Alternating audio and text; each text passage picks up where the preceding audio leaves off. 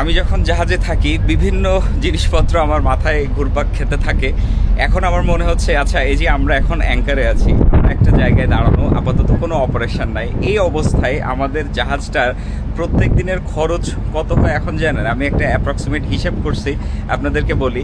জাহাজের main engine এখন বন্ধ, কিন্তু মেইন ইঞ্জিন বন্ধ থাকলেও জেনারেটর কিন্তু চলতেছে, ওই যে ফানেল দিয়ে ধোয়া বের হয়।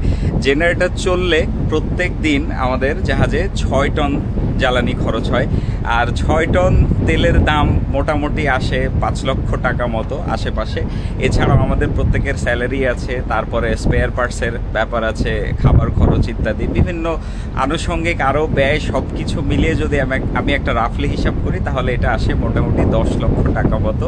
সুতরাং জাহাজ চলুক বা না চলুক, একটা জায়গায় থাকুক, যেটাই হোক না কেন, এটা একটা মিনিমাম কস্ট। তবে এই খরচগুলো যে শুধু জাহাজ মালিক দিচ্ছে তা না, এটা জাহাজ মালিক এবং চার্টারার যে জাহাজটা হায়ার করছে তাদের মধ্যে এগ্রিমেন্ট অনুযায়ী হয়। ওইটা আমি আরেক ভিডিওতে আপনাদেরকে বলবো। আপনাদের অনেকের মতো আমিও চিন্তা করি যে একটা জাহাজের পেছনে এত পরিমাণ মেনটেন্যান্স কস্ট, অপারেশনাল কস্ট, এরপরেও আসলে এন্ড অফ দ্য ডে কত টাকা প্রফিট থাকে। জাহাজের বিজনেসটা বোঝার চেষ্টা করি, যদিও এটা নিয়ে অনেক স্টাডি করতে হয়, পড়াশোনা আছে অনেক। দোয়া করবেন যেন কোনো একদিন হিসাব করতে করতে জাহাজ কিনে ফেলতে পারি। আল্লাহ হাফেজ।